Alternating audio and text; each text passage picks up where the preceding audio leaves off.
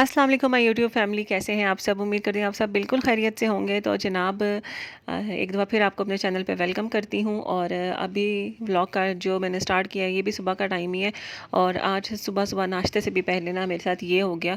और एकदम से तो मैं काफ़ी परेशान हो गई थी। फिर मैंने अपने आप को हौसला दिया, मैंने कहा देख लेते हैं, कुछ ना कुछ तो हो ही जाएगा इसका भी हल। तो अभी बस मैं नाश्ता बनाने के लिए किचन में ही गई थी, तो ज़ुबैर ने ना ड्रेसिंग टेबल खोला। ड्रेसिंग टेबल का जो मिरर वाली साइड होती है, तो वहाँ पर ना ये जो मेरी आई शेड किट्स थी ना, ये हिली हैं और नीचे गिर गई। असल में मिरर जो सा है ना ड्रेसिंग का, वो काफ़ी दिनों से ना टूटा हुआ है। तो पहले तो टूटा हुआ ही मैंने रखा था। मैंने कहा नया लगवाने का फ़ायदा कोई नहीं है, क्योंकि ना ये अक्सर टूट जाते हैं। लेकिन फिर बीच में थोड़ा सा मौसम चेंज होना शुरू हुआ ना, तो पता नहीं लकड़ी फूलना शुरू हो गई है क्या, तो ना वो मिरर स्लिप होकर ना नीचे आना शुरू हो गया था। तो वो फिर मैंने निकाल के ना फेंक दिया। मैंने कहा इससे पहले कि गिर जाए और बच्चों में से किसी को लग जाए, तो ना इसको निकाल देते हैं और फिर ना एक पूरा पीस लगवा लेते हैं। और अब एक और तरीके से ना सोचा है लगाने का।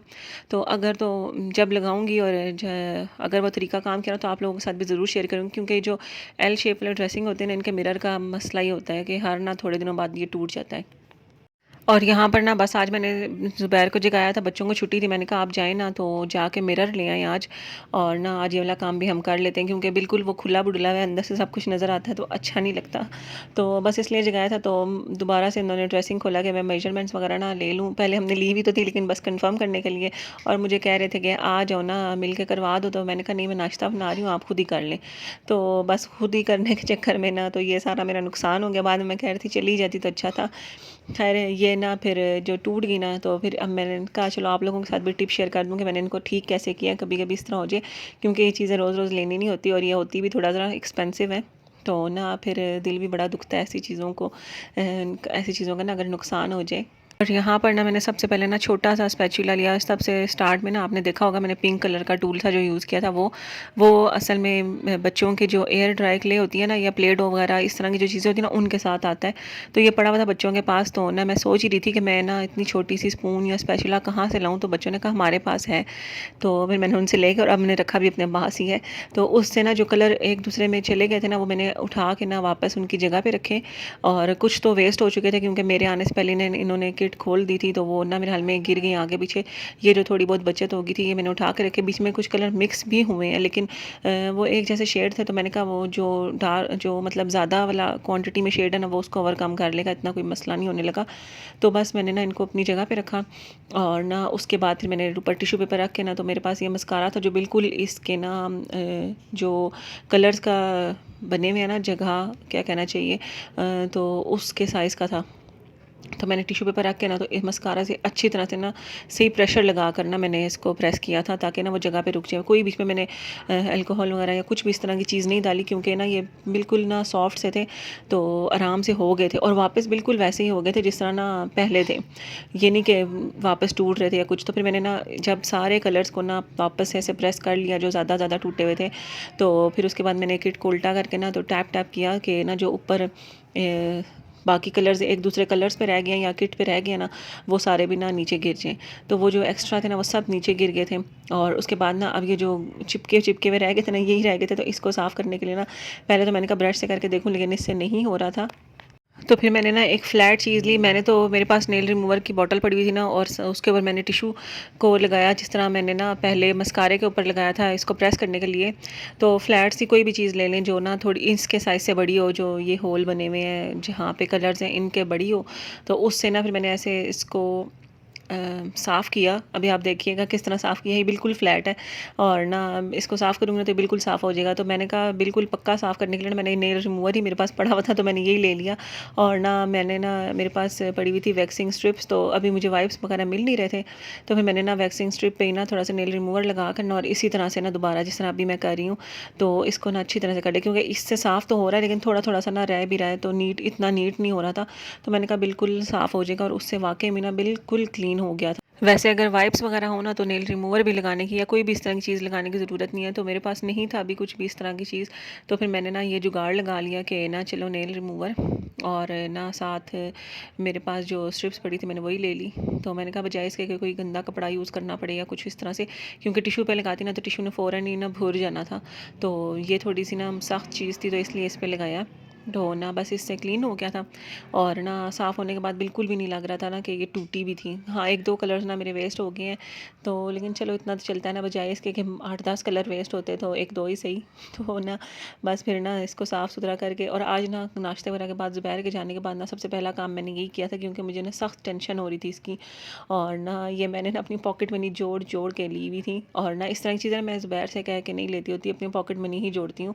पॉकेट मनी भी ज़ाहिर बात है हस्बैंड की तरफ से ही मिलती है, लेकिन ये होता है कि ना एकदम से मैं उनको कह के इस तरह की चीज़ें नहीं लेती, क्योंकि ज़ाहिर बात है ये ज़रूरत नहीं, ये शौक़ ही है। तो ये है कि ना अपने जो शौक़ पूरे करने होते हैं ना, वो अपनी पॉकेट मनी से ही पूरे करती हूँ। और साथ ही साथ बीच में मैं ना ट्यूशन्स वगैरह भी पढ़ाती रहती हूँ, तो ये होता है कि वो भी पैसे मैंने जोड़ के रखे हुए होते हैं, और जो ज़ुबैर की तरफ से मिलते हैं वो भी जोड़ के रखे हुए होते हैं। तो ये है ना कि फिर अगर कोई चीज़ इस तरह की मैंने लेनी हो ना, तो फिर मैं ले लेती हूँ खुद ही। ये है कि ना ज़ुबैर पे बर्डन नहीं डालती। हाँ, बंदा हस्बैंड को कहे तो ज़ाहिर बात है हस्बैंड मना भी नहीं करते हैं, लेकर दे देते हैं, लेकिन मुझे अच्छा नहीं लगता इस तरह की चीज़ें के बारे में कहना, क्योंकि ना जो ज़रूरत होती है वो तो ज़ाहिर बात है वो पूरी कर ही रहे होते हैं, लेकिन जो शौक़ होते हैं ना, मैं कहती हूँ वो हमें ना खुद पूरे करने चाहिए। इतना इतना तो हमारे अंदर होना ही चाहिए। तो बस यहाँ पर ही मेरी किट ठीक हो गई थी, और ना मेरी जान में जान आई थी। और ये वाला जो सा ना, ये वाला भी इसका ना एक ही टूटा था, ये वाला कलर। तो इसको भी ना मैंने इसी तरह ही सेम जिस तरह वो वाला किया था सेट, तो ये कर लिया था। इसमें थोड़ा सा क्रैक रह गया था, लेकिन वो ठीक हो गई थी ना, तो मेरे दिल को तसल्ली हो गई थी, तो फिर मैंने ना इस पर ज़्यादा एफर्ट नहीं किया। तो ये है कि ना ये भी जगह पे रुक गया है, और ना उल्टा सीधा करने से ना गिर नहीं रहा। और बस ये काम करने के बाद ना फिर उठ के घर के जो काम करने थे वो वाले काम किए, और ना उसके बाद फिर कुछ ख़ास मैंने रिकॉर्ड नहीं किया। और शाम के टाइम ना फिर मैंने बनाया था आज पास्ता। आज वैसे तो सालन पड़ा हुआ था, बनाना कुछ भी नहीं था, इरादा नहीं था, लेकिन फिर ना एंड टाइम पे मैंने पूछ लिया ज़ुबैर से कि कुछ खाने का दिल है तो बता दें, मैं बना लेती हूँ। तो उन्होंने कहा पास्ता बना लो आज, क्योंकि काफ़ी टाइम हो गया था नहीं बनाया था, तो फिर मैंने ना बना लिया पास्ता। और पास्ता बनाने जैसे ही मैं खड़ी हुई ना, तो हाशिर ने कहा मैं तो वाइट सॉस खाऊँगा, और फिर मुझे ना हाशिर के लिए स्पेशली वाइट सॉस ना अलग से बनाना पड़ता है। तो फिर यहाँ पर ना मैं अपना रेड सॉस ही बना रही थी, और इसकी रेसिपी ना मैं पहले भी शेयर कर चुकी हूँ, अगर कोई देखना चाहे तो वहाँ से भी देख सकता है। आज मैं रेसिपी वगैरह शेयर नहीं कर रही, क्योंकि मेरे पास एक तो चीज़ें भी पूरी नहीं थी, शिमला मिर्च भी बहुत थोड़ी सी थी, और मैं कह चुकी थी कि ठीक है मैं बना लेती हूँ, तो फिर मैंने मना भी नहीं किया। बंद गोभी और गाजर ही थी, तो फिर मैंने ना इसी से ही बना लिया। मैंने कहा चलो एक ही टाइम पे खाना है, और ना गुजारा चल जाएगा। और ये जो मैं रेड सॉस बनाती हूँ ना, इससे पास्ता वाक़ई में बड़ा अच्छा बनता है, और ये है कि ना सालन वाला टेस्ट भी नहीं आ रहा होता। वरना प्याज़ और टमाटर डाल के अगर आप पास्ता बनाओ ना, तो वो लगता है सालन वाला पास्ता खा रहे हैं। तो बस यहाँ पर मैंने सारे सॉस वगैरह भी इसी में डाल दिए थे, और जो खुश्क मसाले थे वो भी डाल के यहाँ पे पास्ता मेरा रेडी हो चुका था। और साथ ही ना दूसरी साइड पे मैंने वाइट सॉस भी रखी हुई थी, तो वो भी बन चुका था। तो बस उसमें ना सिर्फ वाइट सॉस में पास्ता डालना था, चिकन वगैरह मेरे पास फ़िलहाल नहीं थी, तो मैंने चिकन ना इसमें डाली ना वाइट सॉस में डाली थी, और ना उसमें सिर्फ वाइट सॉस थी, और कोई वेजिटेबल वगैरह नहीं थी, क्योंकि हाशिर ने कोई वेजिटेबल नहीं खानी होती। तो बस वो भी रेडी हो चुका था, और ये भी रेडी हो चुका था। तो मैंने इनके लंच बॉक्स के लिए भी पास्ता ही निकाल दिया। मैंने कहा चलो कल ये भी लंच में भी ले जाएंगे, और ना हाशिर के लिए वाइट सॉस ही निकाल दिया था, और अनाया के लिए ये रेड वाला। और बस बच्चों के लंच बॉक्स के लिए निकाल के उसके बाद फिर खाया पिया, क्योंकि भूख भी शदीद लगना शुरू हो गई थी। और बस इंटरनेट का ना हमारा काफ़ी दिनों से कोई मसला हो रहा था, जो हमने इंटरनेट का कनेक्शन लिया हुआ है वो बार बार डिस्कनेक्ट हो जाता है, फिर डिवाइस रीस्टार्ट करो, फिर 10-15 मिनट चलेगा, फिर डिस्कनेक्ट हो जाएगा, तो काफ़ी मसला हो रहा था।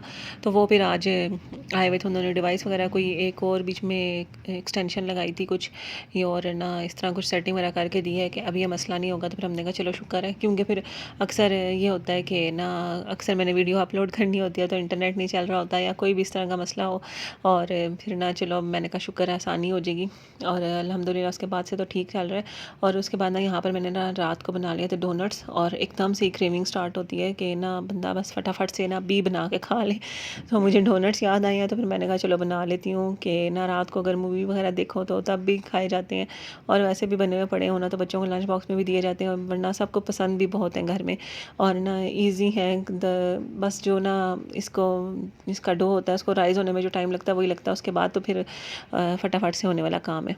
तो यहाँ पर बस डोनट्स बना रही थी, और ना आज तो लास्ट टाइम से भी ज़्यादा अच्छे बने थे और मज़ेदार से, और कलर भी इतना अच्छा आया था इन पे ना कि कलर आप लोग देख ही सकते हैं वीडियो में, बड़ा मज़ेदार सा आया हुआ है।